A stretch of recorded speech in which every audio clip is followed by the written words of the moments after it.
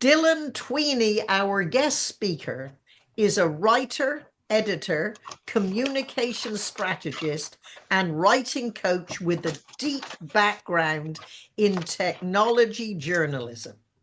He has held leadership roles at Wired and VentureBeat and wrote influential columns for multiple technology publications.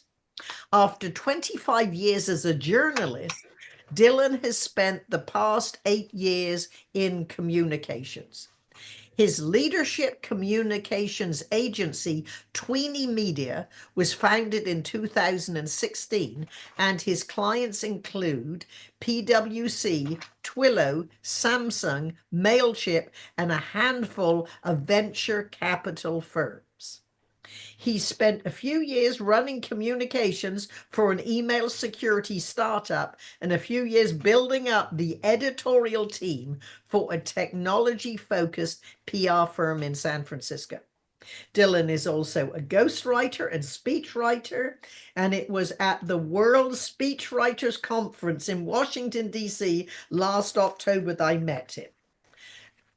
I was immediately struck by his enthusiasm, willingness to ask questions, and of course, boyish good looks. Dylan's too modest to tell us. However, my pals at the Professional Speechwriters Association told me he's revered as an editor, mentor, and coach. So to discuss from tweets to 10,000-year timepieces, what the arc of modern technology can tell us about the future of our world, please welcome my friend and soon yours, Dylan Tweney. Thank you, Patricia. What an amazing introduction. I am so happy to be here. So I am told that you all like stories. So I've prepared a few stories from my time as a technology reporter here. And I'm feeling a little bit shy about this right now because having listened to all the technology experience across the people listening today, it is absolutely mind-boggling. Going back to the days of punch cards and PDP-10s and TRS-80s and compact luggables and crackberries. I don't know that there's not much that I can tell you that you don't already know, I'm sure. But I'm going to do my best. So let me start with how I got into this career, okay? And I'm going to go back a little bit to how I got interested in technologies. So I grew up in Northwest Ohio, and my dad was a professor of psychology at Bowling Green State University. And he had read some of the early studies about the impact of TV on childhood development, and he was persuaded by them. And so, therefore, we had no television in my house when I was growing up, which meant that I was out of the loop. I was not a popular kid, but I was a big reader. I didn't know, about the Flintstones and Star Trek until much later, but I grew up reading a lot of books. And most of what I read was science fiction. So from all this reading, I developed an early aspiration to become a writer. And I had one of my cartoons published in a magazine for children when I was about 10 years old. And I was absolutely thrilled by this experience. And it sort of planted a seed, started a passion for seeing my name in print. And that passion has lasted till this day. And then a few years later, at the age of 13, I first discovered personal computers. And for me, it was like science fiction had come to life. So computers for me, up until that point, meant like the big blinking VAX computer that was in my dad's psychology department, which he and grad students used for analyzing statistics on psychology studies. And it was the size of a refrigerator and covered in these orange blinking lights. And I don't think it used punch cards. It had a magnetic disc, so it was a very advanced thing. But in 1980, I saw a friend's dad's TRS-80. And it could play chess, it could play Sargon chess. It had all these games on it. And for me, it was like the future appeared, in the shape of a briefcase-sized computer on my friend's desk. And that ignited a passion for computer technology and for learning everything that I could about it. So I got a paper route, I saved my money, and the next year, with a little help from Dad, I was able to buy my own Apple II Plus. And I played around with it, but I remained sort of a bookish sort of boy, so I tended to be interested in computers more in a literary way, like how can they change our world, rather than a sort of how can I hack this kind of way. Which is why I became a journalist instead of probably the more lucrative profession of being a computer programmer or computer scientist. However, these two passions for seeing my name in print and for understanding the science fiction-ish aspects of technology led me into a career as an editor for tech magazines and tech magazines and tech websites. A fascinating career through which I met thousands of people creating amazing gadgets and services. And I was able to watch technology unfold through the PC revolution in the early 90s, the internet revolution, the mobile tech revolution, the social media revolution, and lately we're seeing, blockchain and AI revolutions, which may or may not have good or ill effects on our world. And I got to look at and talk to a lot of the people building those futures, creating those revolutions, and installing themselves as the overseers of the new digital domains that they were creating. So that's what I want to talk about today. And I'm going to say also, I'm thrilled and I'm a little bit nervous that I'm the very last speaker in the Golden Gate Breakfast Club's almost 80-year history. I did absolutely nothing to earn this honor. As Patricia mentioned, we met at the World Speechwriters Conference in DC last year, and I had arrived just before the program started at 9 a.m. And the only seats available were a table in the back corner in the dark and a table right in front of the stage. And I was like, I did not come all the way to DC and spend all this money to sit in the dark in the back. So I went bravely up to the front and sat down next to a rather short lady in a rather bright royal blue shirt, royal blue blazer, who promptly introduced herself as Patricia Fripp. And she immediately struck up a friendly conversation, and I was so charmed by her friendly manner and her smile and her enthusiasm. So over the rest of the day, we talked a lot. She regaled me with stories about her life in public speaking. She gave me advice on my work. She gave me tips on how to open and close a speech. She gave me more stories about her life and work. And somewhere in there, I heard her say, "You should come give a talk to my organization, the Golden Gate Breakfast Club." And somehow that stuck with me. So I took her up on the offer. And little did I know that I would be the last one. So I'm going to do my best here today. And I'm sorry that the Golden Gate Breakfast Club is going away, because I've just started getting to know you, and I might have become one of those many speakers who became members. But who knows? We'll meet in another way. So I'm going to start with a story, a true story from thousands of years in the future. Okay, so now imagine thousands of years in our future, our descendants, distant descendants, or perhaps the evolved descendants of the rats or pigeons who have succeeded the human race, come upon a deep tunnel bored into the side of a mountain in the desert. They open the door and walk inside carrying their torches, or maybe they're the descendants of fireflies, so they're illuminating the walls with their bioluminescent abdomens. After several hundred feet, they come to another door, and they open that and step inside to what appears to be a great hall. It's dozens of feet wide, and it turns out that it's actually hundreds of feet high. It is a great shaft drilled into the heart of the mountain, and there is a spiral staircase leading up into the darkness above. Inside this shaft, in between the spiraling stairs, are great vertical bars of metal in varying lengths hanging down. And at the top, when they make their way all the way to the top and illuminate what's going on at the top, they find a tiny arrangement of very precise metal gears quietly ticking away. What they have found is a clock. It's a mechanical clock, but it has been synchronizing itself to solar time and recharging its movements by solar power, keeping accurate time for centuries, perhaps thousands of years, by itself. Now, they discovered there is a larger mechanical movement connected to the vertical bars hanging down the shaft. And when these future creatures wind the larger movement, it whirs into action, ringing out the chimes, because that's what those vertical bars are. They're bells, and the chimes mark the arrival of a new century. So, who built this clock? These future creatures have no idea. And let's assume it will take them many years to decipher the writing inscribed on the walls. But once they crack the code, they learn that the clock was put there by a great lord from the distant past, whose name, they learn, was Jeff Bezos. Now, as they have known for a while, the flat land adjacent to the mountain was once a spaceport, and it was one of the places where Jeff Bezos and his people launched rockets that they hoped would take them to a better world.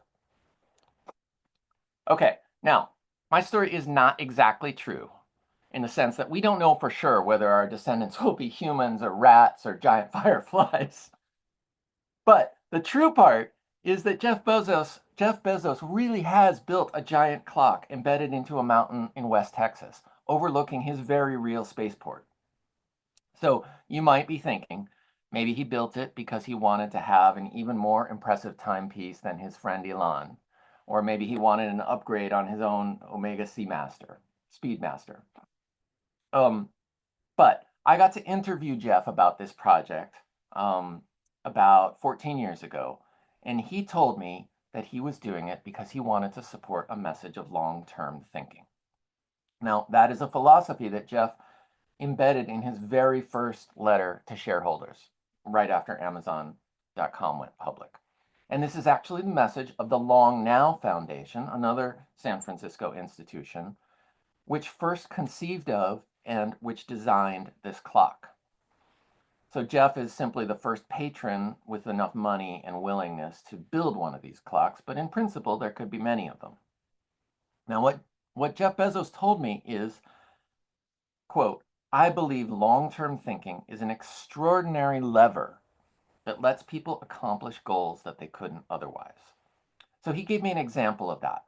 Like, suppose he were to challenge you to solve world hunger in the next 5 years. Totally impossible. You could not solve world hunger in that short of a time. However, if he gave you 200 years and presumably enough budget and resources, you might have a chance. But here's the thing, because you have 200 years, you would start thinking about the problem differently. You'd make different choices every day. Like the whole way you'd look at the world would change because your actions would be directed not at the people around you right now, but you'd be thinking about and oriented towards people who are not yet born, people going to come a century or two from now. So Bezos and the Long Now Foundation want to build the clock to change our orientation and the orientation of our great, great, great, great grandchildren. So I believe this way of thinking is especially important today because we're at a point where we urgently need to be thinking about the long-term future. But at the same time, we're constantly being distracted by short-term entertainments. And I'll be perfectly honest, Jeff Bezos is one of those people who's distracting us. Because, same-day delivery. Is this really making our long-term future better? Personally, I don't think so. So I want to talk about that tension. And thank you, Jeff Bezos, for setting up this tension in our modern world. Let me tell you a little bit more about today's technology and that tension. Okay, let's talk about Twitter. Twitter launched in 2006. Now let's pause and think about what the world was like back then. George W. Bush was the president. There were no iPhones. People did have Blackberries, yes, Crackberries, and they were usually like very important people, bankers or real estate people. Like the people in this club, people who needed to stay in touch. Almost nobody had Facebook. It was mostly for students. There were no AirPods. Only real nerds wore Bluetooth headsets. And the top TV shows were American Idol and Dancing with the Stars, and Shakira's song Hips Don't Lie was burning up the FM radio waves. people were still listening to FM radio. So I signed on to Twitter pretty early when it launched, not exactly when it launched, but the same year it launched in 2006. But I'll be honest, I didn't quite get it. I posted a few tweets about how I was working at home or getting on the train or reading about Twitter, but I didn't really understand the value until about a year later when I saw how creatively other people were using it. Now, it turns out in this, I was not that different from Jack Dorsey, one of the founders of Twitter.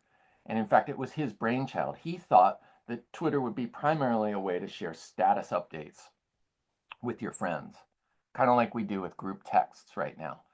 And in fact, it was originally connected to SMS messaging. It wasn't an app. It was mostly a thing that you did with your phone through text. But Twitter really blew up in 2007, the following year, at this technology and media and music conference called South by Southwest in Austin, Texas. Everybody was using Twitter to share the buzz about what were the hot tickets, what were the great speeches, where were the cool parties. Later that year, the New York Times jumped onto Twitter and started sharing headlines. And then people really started having fun with it. There was a fake Darth Vader on Twitter for a while. There was a fake Shaquille O'Neal. Eventually, the real Shaq joined. A few years later, one of my favorites, there was a fake Rahm Emanuel, the operative, the Obama administration operative. It was a fantastic account. Now, I will say, Dorsey and me didn't really understand Twitter's value at first, but Dorsey has gone on to become a billionaire because of his keen understanding of how to get people engaged with instant gratification and when to get out of the way. Now, he saw and understood how to get out of the way of what was happening at Twitter. By the way, Dorsey also runs Square, a service that has absolutely transformed the way small businesses accept payments, and it's a major reason why I never carry cash anymore, because I know that almost every merchant will accept credit cards, and in many cases, that's thanks to Square. So Jack was one of the first to realize that Twitter was not just for sharing updates about what sandwich you ate, but it was a new way of communicating and connecting to groups of people. So the journalist Taylor Lawrence recently wrote a book about the evolution of social media. Her book is called Extremely Online, and she talks about this. She put it this way: the mythology of Silicon Valley is that brilliant young men can see the future better than everyone else, and they create things that, work better than everyone else. But what the rise of social media has proven is that nearly all of those young men had been wrong. They each built a platform with the confidence that it would do one thing better than anyone else, only to be redirected and rescued by a community of creative users. And it was, in fact, a big community, many communities of creative users who made Twitter the exciting place that it was for me for so many years. Now, this is a remarkable turning point in the evolution of the internet. People have been talking about user-generated content for years. But Twitter was the first app that really cracked the code and showed how engaging a steady stream of updates from your friends, famous people, and complete strangers could really be. So Facebook quickly followed suit. They added their own news feed. It had previously been mostly a way to see, where your friends were in a fairly static way, but they added a news feed, kind of a Twitter-like timeline of their own. Both platforms aggressively evolved over the subsequent years. And I'll be honest, Facebook did it way more successfully. They got way bigger than Twitter ever was. But Twitter remained very powerful and influential in tech circles. Well, tech and media especially. And I found at one point that I was probably using Twitter 16 to 18 hours a day. I was constantly on Twitter. Now, I was doing my job in between, but I was constantly checking. It was kind of like it became an extension of my nervous system almost. Now, I just sort of had ambient awareness of what was happening in the circles that I was following, thanks to Twitter. Was it good for me? I don't think so. It's no coincidence, I think, that this was one of the most stressful periods of my life. Of course, I was a news editor at Wired and later at VentureBeat. And as a news editor in the online era, you kind of have to be plugged in. You sit in the middle of this web of information, and your job is to kind of collect all this information and parse it and constantly be aware of what's going on. Twitter was very helpful for that. But I also think, as an online editor, that in a way I was a guinea pig for the way people would very soon come to use these services. Like Taylor's book, I was extremely online, and I don't think it was very good for me. I have since stopped using Facebook and I've stopped using Twitter, or X as it's now called, mostly for mental health reasons. So one of the, one of the reasons that Facebook and Twitter have been so popular is that they're designed to generate engagement. The founders of these companies, the leaders of these companies, instead of focusing on how many people they could get to sign up for their services, how many users they had, they focused on how many active users they had, how many daily active users or monthly active users. So those are people who are actually using the service on a regular basis. And their apps and their algorithms are all designed to make that number of active users go up. So in the late 2000s, early 2010s, app designers started using psychology research, actually, as it turns out, much of it done at the University of Nevada, Las Vegas, research into how slot machines work and how gambling works and how addiction happens in gambling. And you can imagine UNLV being located where it is, that this research for decades has been very useful in designing slot machines to make them more addictive. Well, and they're using psychology research that goes way back, right? Like B.F. Skinner discovered, with behavioral psychology in the 50s, I think, that, you know, you could train rats to press levers again and again and again, and that the training was actually more effective if the rewards they got were random than if the reward came out every time they pressed a lever. Later, the psychologist Csikszentmihalyi did research into this concept of flow, being in a flow state, where you sort of forget the outer world and you become extremely focused on a task. Like it could be writing, it could be painting, but it could also be sitting at a slot machine, pulling the lever and watching the wheels go by. So that kind of research, flow research and behavioral conditioning, has influenced the design of slot machines. And in the early 2010s, app designers started using it to this kind of research to make their apps better and better and better at keeping people engaged, keeping them in the world, keeping them in the game. So, and they do this by stimulating the dopamine reward circuitry of our brain. So, often in a very random way. Every time somebody likes a tweet that you posted, you get a little surge of dopamine. Every time somebody reshares the thing that you posted, you get another hit of dopamine. And because it's social, it's very powerful. Because it's unpredictable, it reinforces our behavior of checking and then posting and then checking and then posting. But here's the problem. Even though these apps are constantly stimulating our brain's release of dopamine, they don't actually make us happier. And I'm going to talk about two ways in which they don't. One is because it turns out that the most effective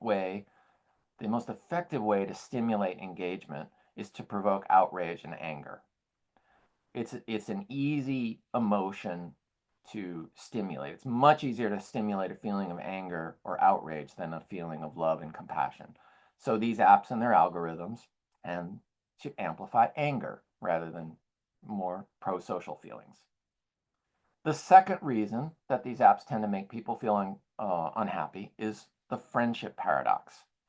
Now, this is a mathematical property of social networks, and it's quite counterintuitive. Basically, the paradox is this. On average, your friends have more friends than you do. And it seems like that could not be possible. But it is. It's because people with lots of friends are more, like Patricia, are more likely to be in your social network. Whereas people who have very few friends are less likely to be in your social network. So what this means is on Facebook, everyone you know is more popular than you are, or so it seems, right? So the upshot is we're all addicted to apps that make us angry and make us feel like we're the least popular kid in the room, right? So this is not good. All right, so let me tell you another story. This is a story about Matt Mullenweg. Who's heard of Matt Mullenweg? I can only see a few of you. Nobody is raising their hand. Okay, don't feel bad. He built a blogging platform called WordPress. It's an open source software that actually powers 43.5% of the websites on the internet. That is over 500 million websites. But because of the way he built it, he hasn't become a household name like Jeff Bezos um, or Mark Zuckerberg. Now, Matt is not even a billionaire, but don't worry, Matt's doing all right. His stake in the company he founded, I think, is worth about 400 million, according to estimates. So he's doing fine. Don't feel bad for Matt. Now, he started WordPress as an open source project in 2003 when he was just 18. And when I talked to him about 10 years ago, he said, I really just wanted software to run my website. And it turned out that the fact that other people were interested in that software too was a happy coincidence. And those other people are why it became an open source project instead of just Matt's personal project. His open source project took off because a lot of people wanted software to run their websites, and the alternatives that were available at the time were either owned by big companies, or they were not flexible enough, or they couldn't do what people wanted.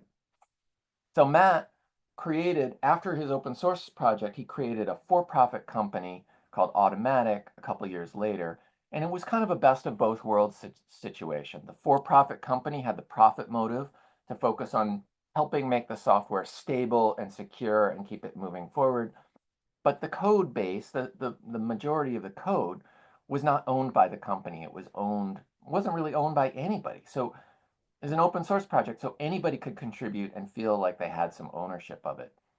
And Matt estimates that the amount of free labor that people have donated to creating the code for WordPress was probably worth hundreds of millions of dollars as of 10 years ago. Might be worth over $1 billion in contributions now, all donated for free. Okay, here's another person. What about Alexis Ohanian? Who has heard of him?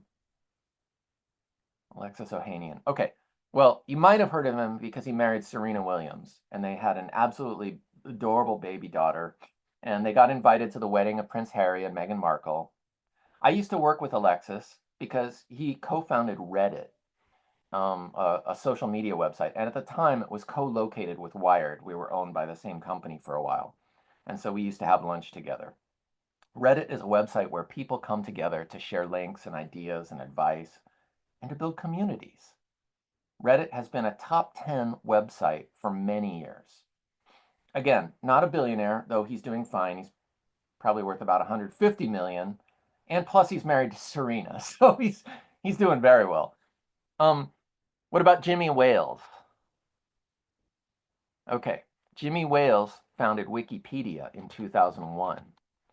Wikipedia has constantly been one of the top 10 websites for decades.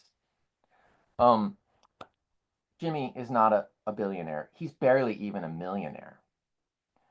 Because Wikipedia is a completely non-profit, community-created website. Now, I share these three examples because these are all men, and I'm sorry, they are indeed all men. They're all white men.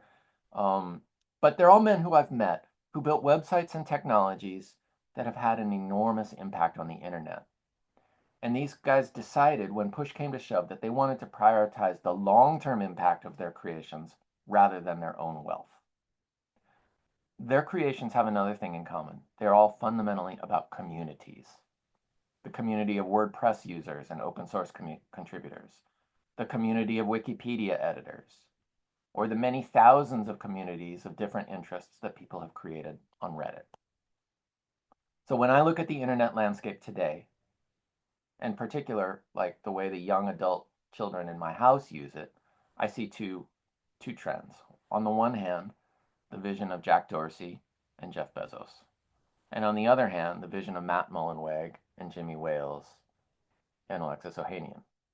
So on the one hand, there's instant gratification, same day delivery from Amazon, TikTok videos that entertain you and all you have to do is swipe, YouTube videos that autoplay one after another, leading you down rabbit holes of conspiracies or whatever else the algorithm thinks will keep you hooked. On the other hand, community. People providing useful, kind, and timely advice to one another on Reddit. The massive group texts that my son is always participating in. the Discord servers about niche games that my daughter is constantly participating in, communities coming together to support one another over Zoom during the pandemic and beyond, and almost half the internet, which is running on an open source platform that lets anyone be a global publisher for free just by setting up a website.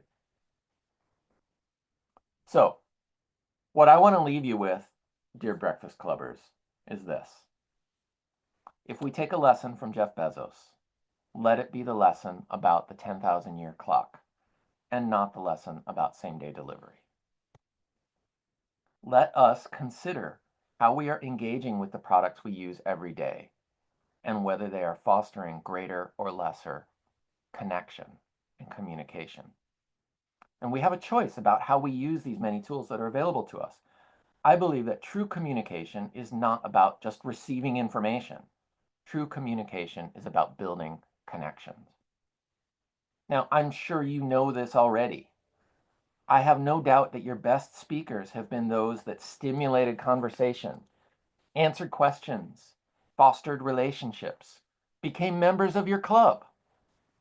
I, I would bet that your most treasured memories of the Golden Gate Breakfast Club have not been when somebody famous was talking at you, but when you were talking with the friends that you've made here over the years.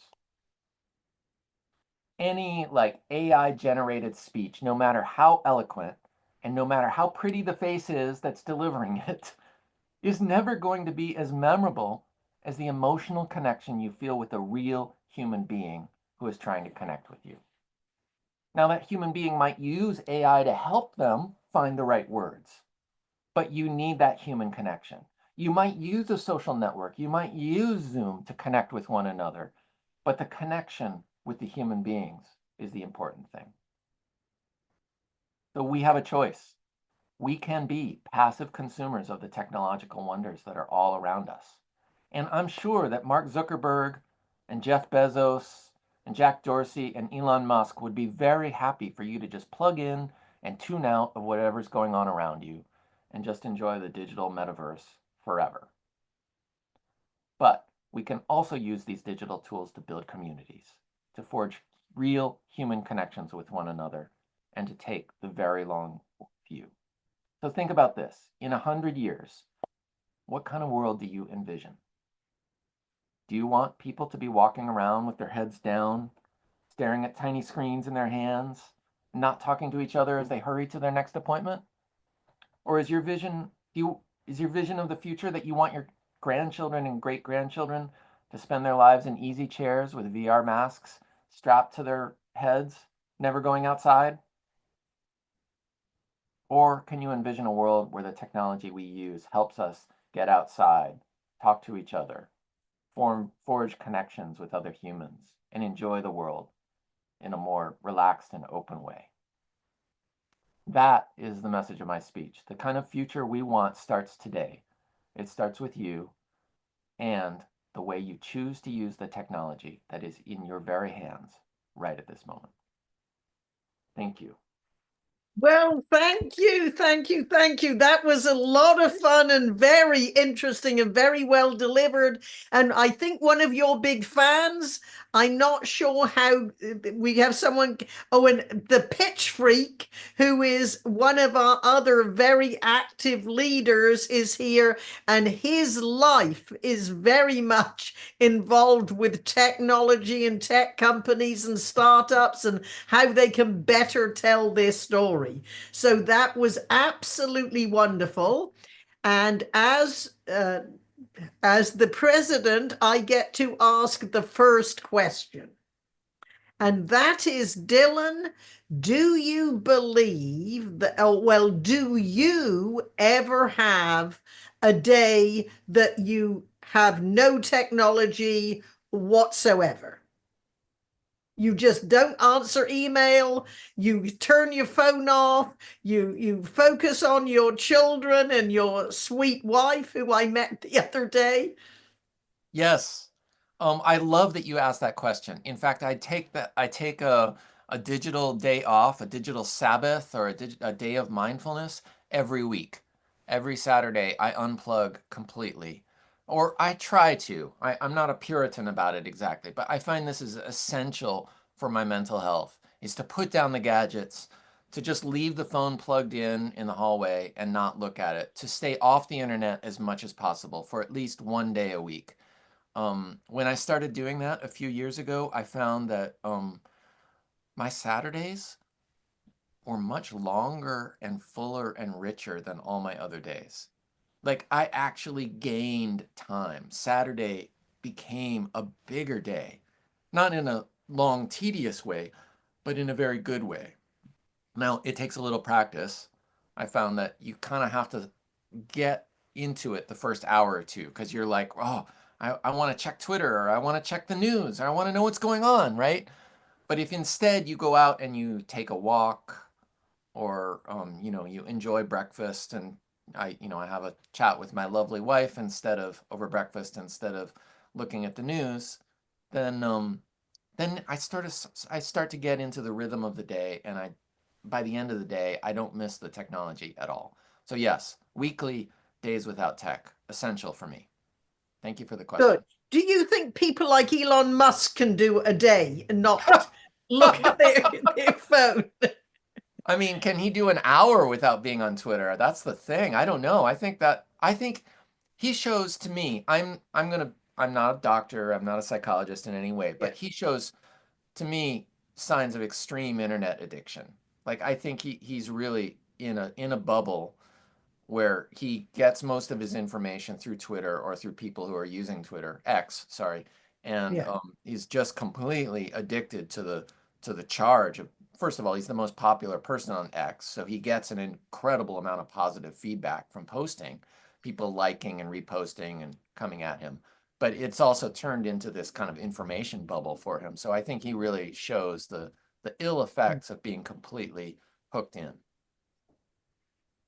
Okay, Anastasia would like to ask you the first question, and then Janelle Barlow, and Anastasia is also. I love the word, the digital Sabbath, and that very good. All right, Anastasia's over to you.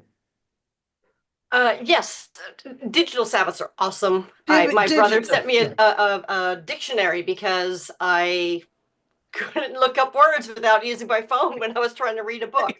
Um, I'm curious what your thoughts are, Dylan, on protecting our children. So I'm a grandmother of four now, and my grandkids go to Waldorf school, so it's a little bit different than the public school environment.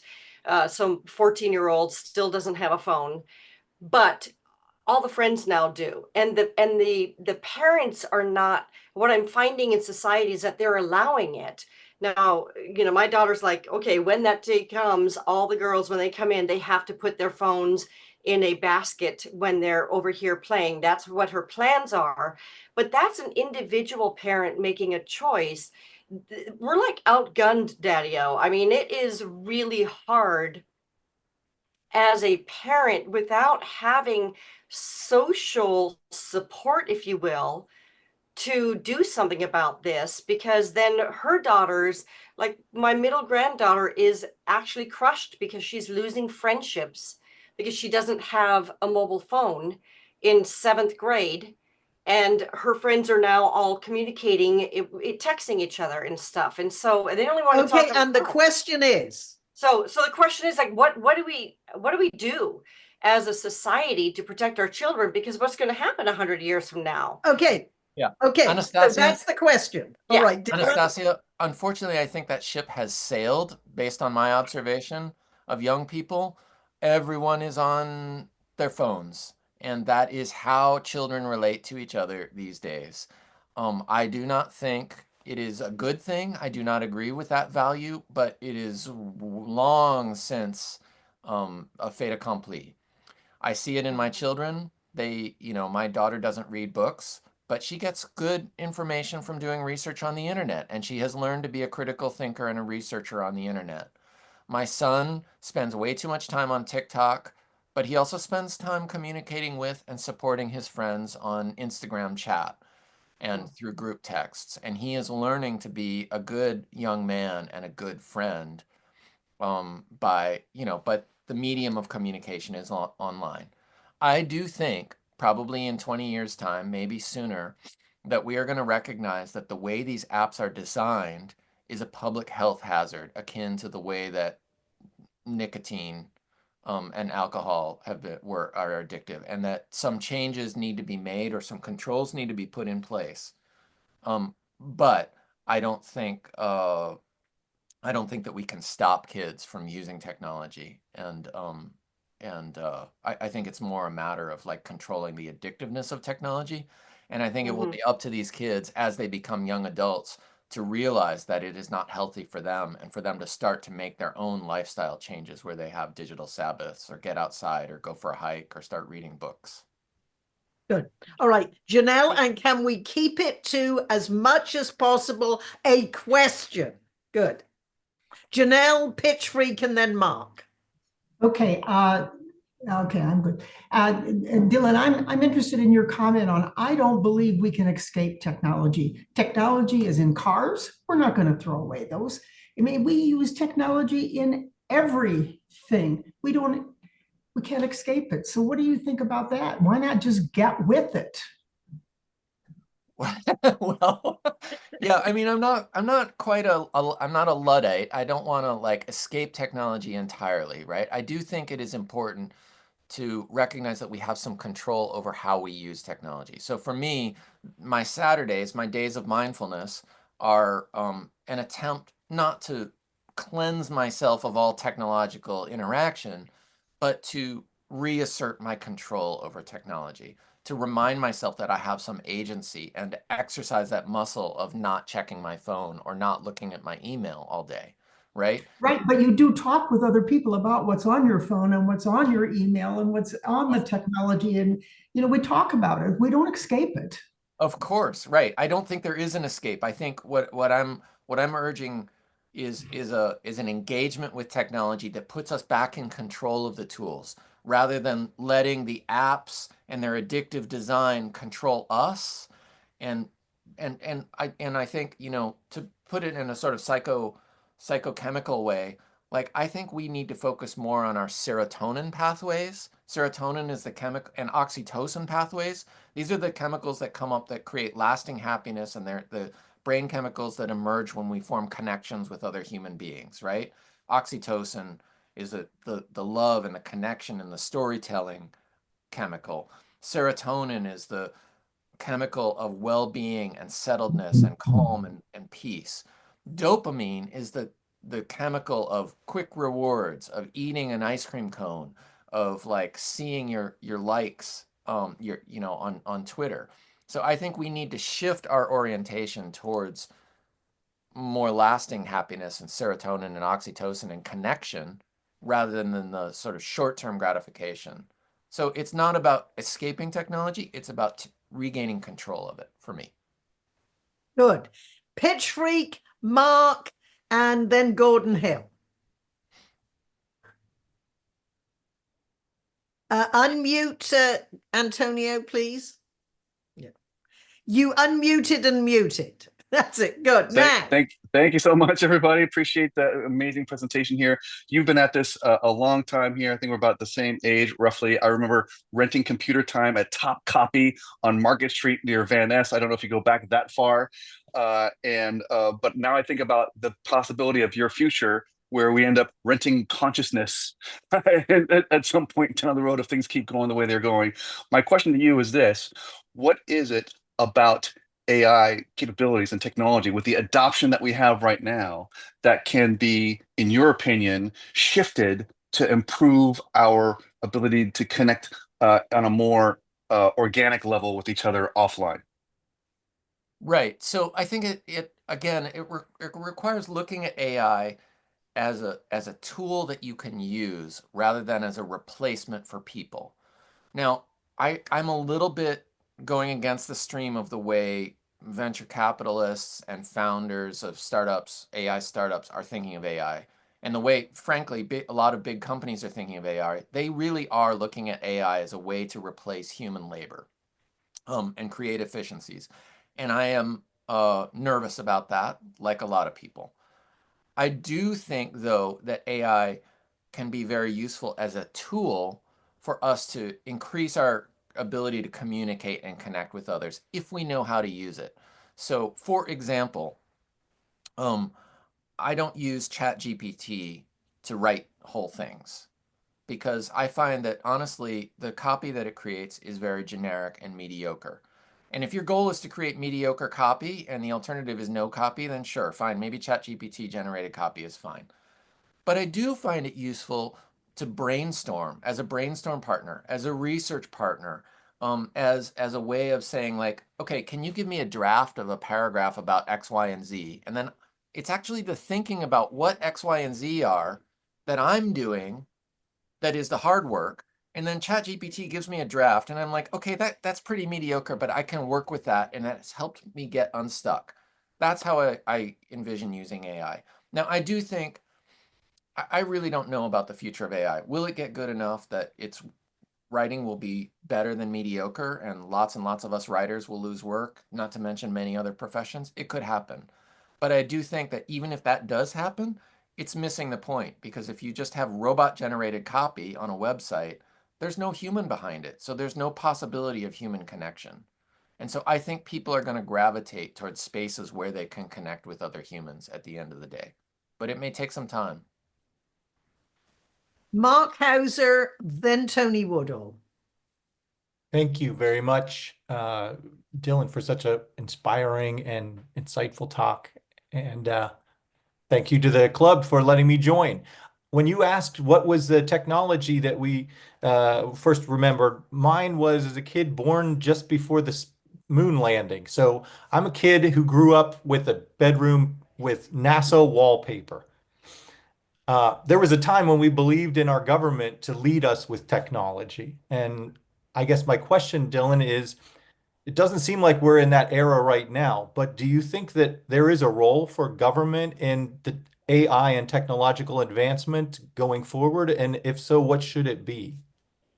Oh my goodness, yes. I mean, if you look at the history of Silicon Valley, a huge amount of the innovation that has come out of the tech industry, which is rightly attributed to the tech industry for commercializing it and making it successful and making it go huge. But an enormous amount of that innovation originated with either government-funded grants or coming out of actual government research units like DARPA, the Defense Advanced Research Projects Agency. And people love to make fun of DARPA for like the wacky, crazy stuff that they're doing, right? Weird experiments. But they also invented the freaking internet. And so like, and the value generated by an invention like that has been so enormous and it would not have existed without government support. So I think there's a vital role for government research in innovation. My opinion counts for nothing, and the times that we're in are not trending that way. But I do think that an enormous amount of innovation is owed to government work, and we'll need that continued investment in the future. Tony Woodall. Hey, thank you, Dylan. I asked this question in the LinkedIn thing, but my first recollection of AI was back in the early 70s when I saw the movie Colossus, the Forbin Project, from a book by D.F. Jones called Colossus, where the United States supercomputer started talking with the Soviet Union supercomputer, and they ended up joining together and taking over the world and running the world. So, you know, with the proliferation of AI these days, and I think, you know, what is your thoughts on the probability of them all joining together and communicating together and, you know, coming up with a better way for humanity to behave? All right. Excuse me 1 second before you answer that, and I missed Gordon Hill, who is next. I am asking Carl Walsh to take over from me. I have a 9 o'clock appointment, which is a hot lead from Tracy Hooper. Thank you very much. I had meant to mark out the next slot, but she zapped in before I could do that. So personally, thank you all. I have loved being your president. I look forward to seeing many of you next week. I thank you very much, Dylan, for being not only a good pal and our very last speaker. And if you can turn off your phone for a week, you could come on the safari with us. The same as Mark. You know, we love because there are interesting conversations in the evening. So we're only allowing interesting people to attend, just so you know. So with that, I'm passing over to Carl to handle Gordon Hill's question and anything else. And then make sure, Carl, that Dylan gets to offer his concluding comment. Absolutely. Thank you very much. I'll see you all later. Thank Bye. you, Patricia. Bye. All right, Tony, let me answer your question very quickly. The Colossus project is a super fun movie, and there are all kinds of science fiction stories along those lines about AI that gets so smart that it becomes more powerful than humanity and takes over. I don't think that's my fear about AI right now. Honestly, I think that AI is primarily being used as a lever for powerful corporations and for billionaires to exert more control over labor, over workers. And I think that's kind of the game right now. I'm actually not that impressed about AI's ability to reason independently and to be, to be kind of to think with autonomy. I think a lot of that is really overstated right now. So I'm not too afraid of that. But, I have to hope that if it ever does come to pass, that the AI will be smart enough to figure out first that we need to stop ourselves from blowing each other up, and that it will exert benevolent control, like Arthur C. Clarke's Aliens from Childhood's End, rather than malicious control, like the robot, like Skynet from the Terminator series. Yeah. All right, Gordon. Thank you all. And Dylan, thank you very much. I've been around this business a long time. In 1964, I was with Milgo. We were developing a 300 bit per second modem for British Telecom. But Laurie Green, who was an ARPANET tech at UCSB, I trained him. In fact, Timothy Berners-Lee's in the early 90s introduced the World Wide Web in San Antonio. So what we've seen here is more coalescence than evolution because of all the disparate technology. How do you see us managing the being responsible in this expanding universe we call the internet? How do we see us being responsible? Well, yeah, because one of the big problems with the internet is a lack of editing, a lack of editorial. You can put anything out there you want. So the question is, do you see a way that the internet and all of the information technologies can be managed without stifling the creativity? Oh, I do not. I think that I think that the internet is beyond governable. I think it's a big, crazy mess. I think, we have seen in certain subsectors, like within Facebook and within Twitter, that efforts to provide moderation and fact checking have been actually, in my opinion, quite successful at controlling some of that. But those efforts were politically charged for some people, and those companies have now abandoned that. So I think for me, the real answer is education. People need to learn how to think more critically, and they need to learn how to do research and figure out what sources are reliable. And they need to slow down a little bit when engaging with content online, so that they can make those assessments of reliability and sourcing. Yes, I guess the problem, Dylan, is who decides what it gets filtered out. I believe that is a problem with the Chinese deep search. And to a certain extent with our internet too, but the deep search is definitely does a lot of filtering. Okay, Anastasia. I would love to know, as a kid, who your favorite sci-fi author was and why, and how about now? Oh, wow. Okay. So, my favorite sci-fi author as a kid was actually Ursula K. Le Guin. And it was not a science fiction series, but her Earthsea trilogy, which is considered more fantasy. Okay. That was my favorite book. I also yeah, I devoured all kinds of pulp science fiction writers of the 70s and 80s, like Larry Niven and Clifford Simak, and I loved Harlan Ellison. My favorite writer now, I'm not reading a ton of science fiction right now, but I quite like Kim Stanley Robinson, who did The Years of Rice and Salt. He lives in Davis, so he's almost a local. And I still love Ursula K. Le Guin. She's just a fantastic writer. Amazing. Awesome. Thank you. All right. Are there any more questions? Oh, Bert, yeah. Yeah, I can't find the hand signal. Okay. I just want to comment, as a first vice president of the Golden Gate Bridge Board and political activism, California has a law called the Brown Act. I don't know how many people know what the Brown Act is. The Brown Act says that anytime that we're working within the department or the state, you have to do it in person, and it has to have a minimum. It has to be pre-announced and allow the public to come to contribute at the same time.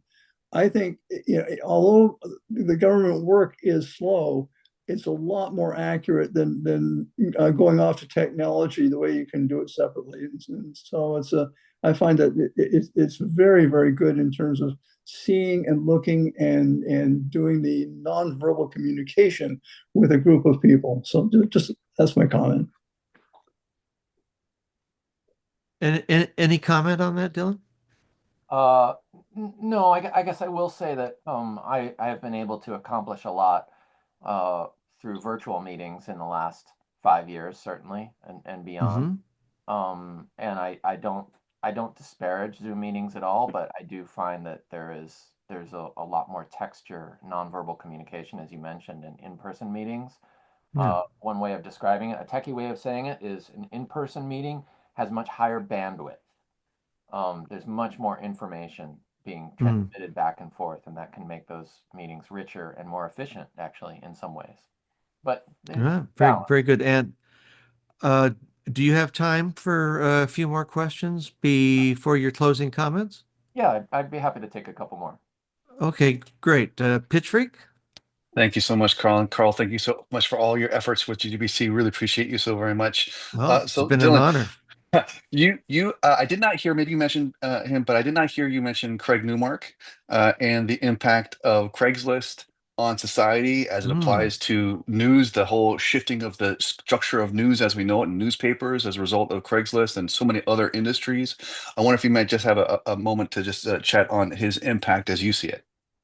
Yeah, Craig, he's a wonderful guy. I know him, and I haven't seen him recently, but he's a wonderful guy. Craigslist for many years was a top 10 website, even though it was basically run on a shoestring budget and shoestring revenue compared to many other websites. He could have made way more money on Craigslist than he ever did. Now he's a multimillionaire. He collected a lot of revenue from Craigslist, but it was a very conscious decision by him and Jim Buckmaster, who runs it now, to keep it very simple and very focused on community stuff.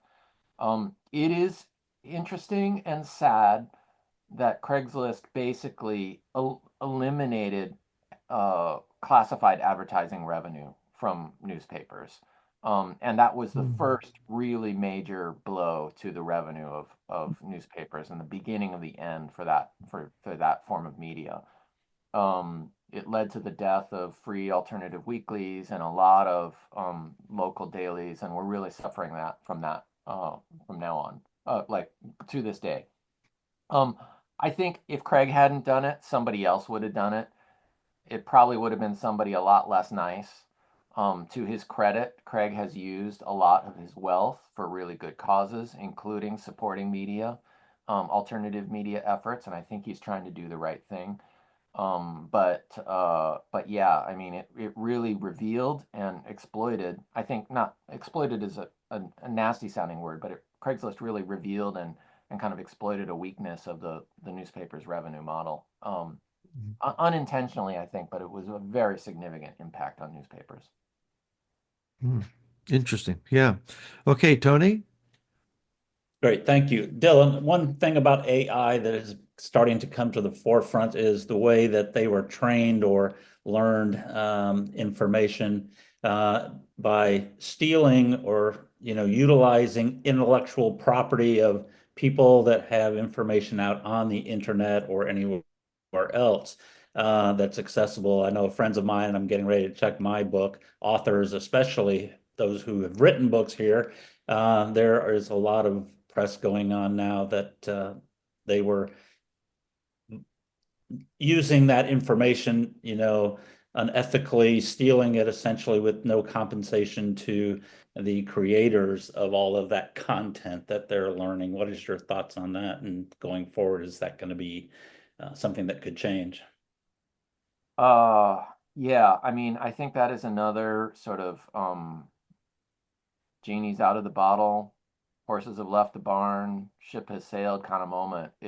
There's no question that a lot of the big chat language models were trained on a huge amount of copyrighted content. In fact, we're finding more and more evidence that or reporters are covering more and more cases of organizations making explicit decisions to just like, oh, let's not worry about licensing that material because it's too expensive and it's too time consuming. We just need to collect as much as we can.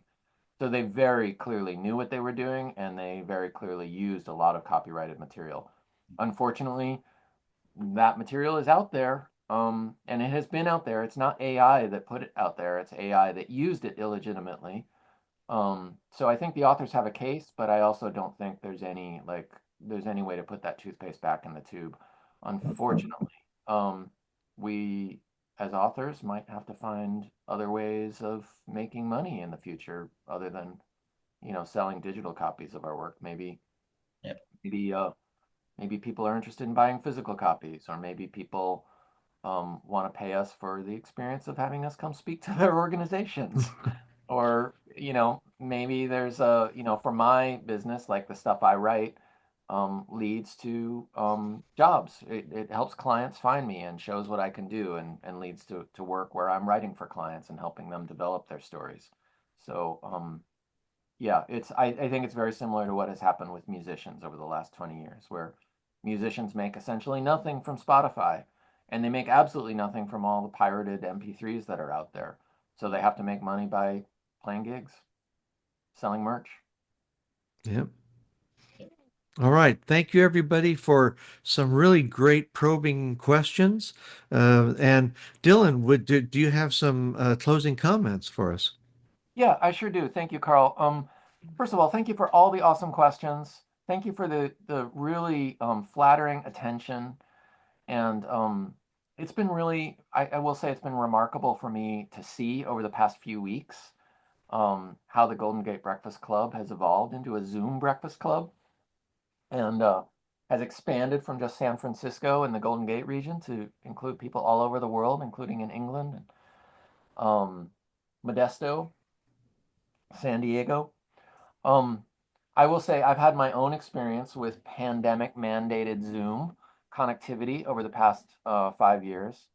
There's a group of Zen practitioners who I know, and we started meditating together on Zoom every weekday morning on the very same day that San Francisco started its shelter in place on March 17th, 2020.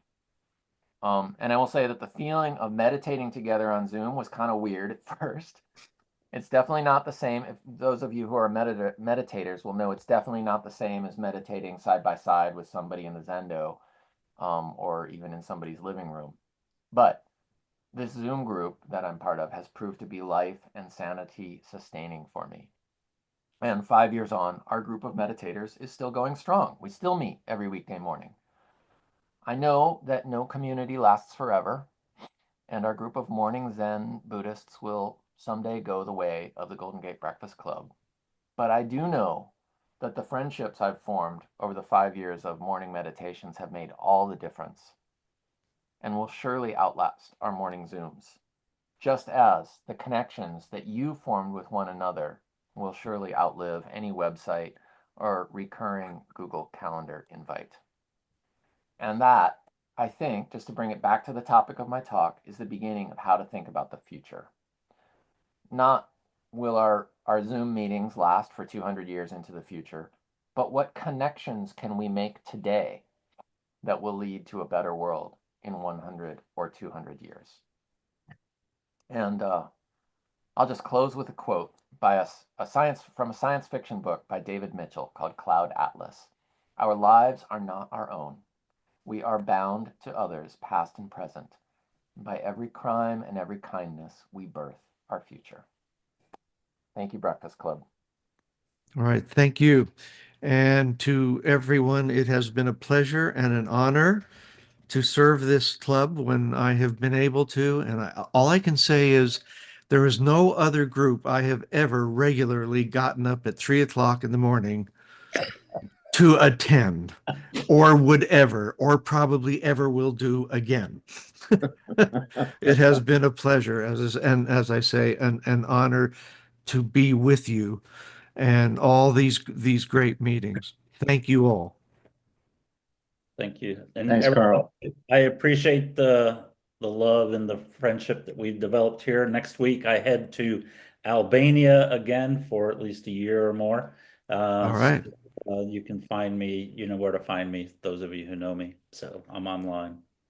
Great. Safe travels, Tony. Thanks. All right. Let's hope we can reach you in the future, seeing how Europe and the United States and China seem to be headed for a really bad time. Well, I may join Tony in Albania. Although here in Hawaii, that's not so bad. Yeah. Carl and I were doing a beach photo contest, trying to update That's right. each other for a while. I'm in glorious Albania, and it's beautiful there. The only difference between Albania and Hawaii is my rental of my apartment there is $350 a month. So there you go. Okay. Hey, geez, that's nice. Thanks, everyone. See you next week. All right. Thank you. Can we make one quick announcement, Carl? Yep. Sure. Yeah, absolutely. Of course. So for folks who want to stay in contact, who want to continue some sort of connection with fellow members of the GDBC, make sure that you have signed up on the website to be a part of the bulletin announcements. So we will continue engagement over the bulletin even after the club is dissolved for folks who want to stay in contact with each other. And you can leverage the website at least through the end of the year as a way to announce an event that you may be doing, an announcement that you may have. So make sure that you check out next week's bulletin as well. Make sure you're signed up at gdbcsf.org to be a part of that mailing list. If you have any challenges with that, you please let me know. But we're going to try to maintain some kind of way to maintain that connection into the future with as well. So please keep that in mind. Make sure you're signed up on the bulletin. Make sure you check your spam or your promotions as well for that as well. Thank you, Bert. All right, Bert, you can mute yourself. Feel free. So so make sure you're signed up on the bulletin on the list so you can receive email newsletters as well. Make sure you check your spam and your promotions folder in case gdbcsf.org is going into your spam or to your promotions folder as well, in case you're not getting those emails. And it's been a great pleasure to be of service to everybody in the club as well. And thank you all so much. And thank you. I think we owe a special thanks to Tony Woodall and to Craig Stewart Adams as well. They got us through the pandemic. If it wasn't for those two and their effort to reach out and put the technology and get people together here, we wouldn't be able to have the extended opportunity to be together as a club. So I think a special thank you to Tony and to Craig Stewart Adams is due, and a big thank you to both of you.